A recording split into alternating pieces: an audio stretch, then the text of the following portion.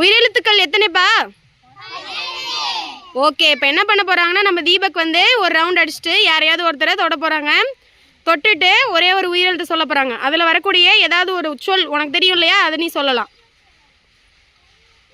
அன்பழகன்.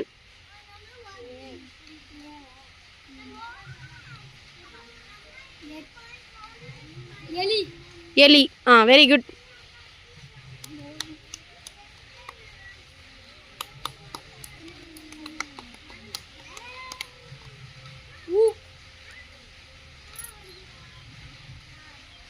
ஊ.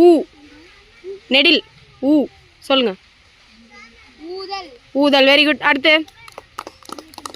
குறிலா நெடிலாங்கிறத பொறுமையாக உச்சரிப்பில் கரெக்டாக சொல்லணும்.